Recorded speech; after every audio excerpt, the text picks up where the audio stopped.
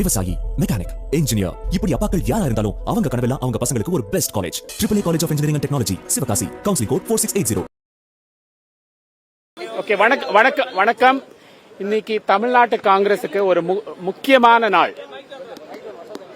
ஏனென்றால் பெருந்தலைவர் காமராஜர் காலத்தில் காங்கிரஸ் எவ்வளவு பலமாக இருந்துச்சோ தமிழ்நாட்டில்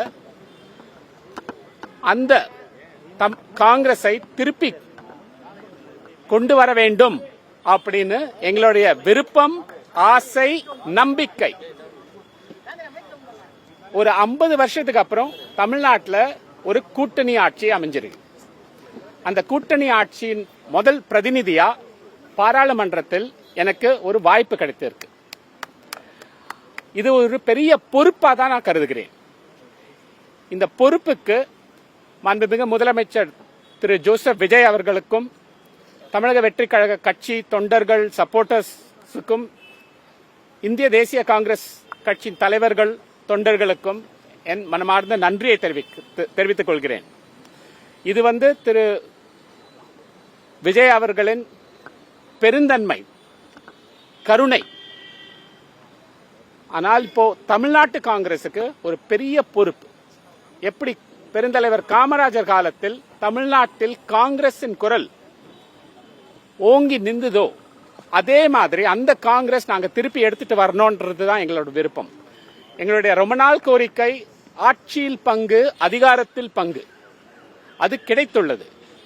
இப்போ இதை பயன்படுத்தி காங்கிரஸ் கட்சியை பலப்படுத்துவதற்காக மந்திரிகள், நான் மற்றும் காங்கிரஸ் கட்சியின் தலைவர்கள், தொண்டர்கள் எல்லோரும் தமிழ்நாட்டில் பாடுபடுவோம்.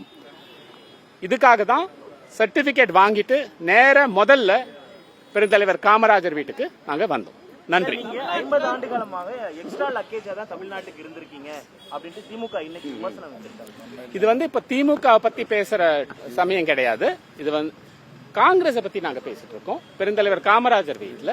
சோ ஆகையால் நான் சொன்ன மாதிரி திருப்பியும் தமிழ்நாட்டில் காங்கிரசின் குரல் ஒலிக்கும்.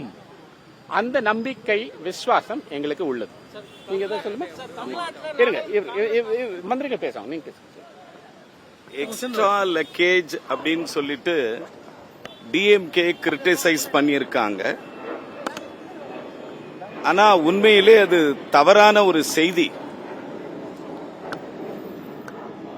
எங்களுடைய லக் ஃபேவர் தான் டிஎம்கேவுக்கு லாஸ்ட் 20 இயர்ஸ். லக் ஃபேவர், எங்க காங்கிரஸோட லக் ஃபேவர் தான் டிஎம்கேவுக்கு லாஸ்ட் 20 இயர் இந்த ஃபேவர் இந்த பாலிடிக்ஸ். ஆனா கேஜி படிக்கிற குழந்தைங்க மாதிரி வார்த்தைகளை பிரயோகம் பண்றது தவறானது. அந்த முறை தவறிய வார்த்தைகளை திராவிட முன்னேற்ற கழகத்தினுடைய அமைப்பு பொதுச் செயலாளராக இருக்கிற அண்ணன் பாரதி அவர்கள் தொடர்ந்து விமர்சனத்தை வைக்கிறார். அந்த விமர்சனம் ஏற்புடையதல்ல. அவர் அந்த முடிவை மாற்றிக்கொள்ளத்தான் வேண்டும். மாற்றிக் கொள்ளுவார், மாற்றி விடுவார் என்கிற நம்பிக்கை எங்களுக்கு இருக்கிறது.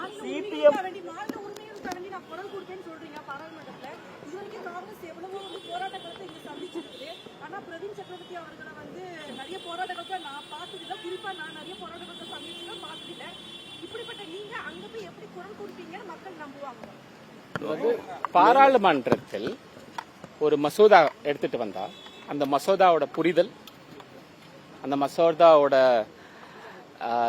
விமர்சனம் மட்டும் இல்ல, ஆக்கப்பூர்வமான விமர்சனம், அதுக்கு ஒரு கன்ஸ்ட்ரக்டிவ் சொல்யூஷன், துணிச்சலான ஒரு குரலாக நான் இருப்பேன். நன்றி. சொல்லுங்க.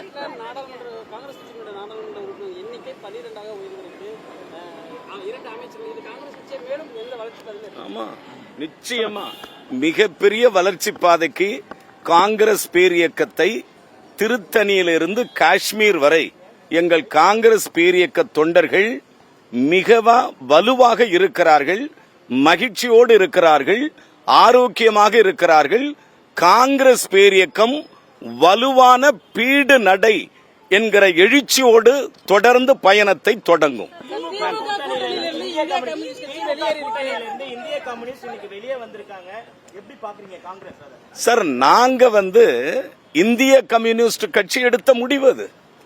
சரியா? அது அந்த கட்சியினுடைய கொள்கை முடிவு. அவ்வளவுதான். நாங்க ரொம்ப நாள் ஆச்சு சார்.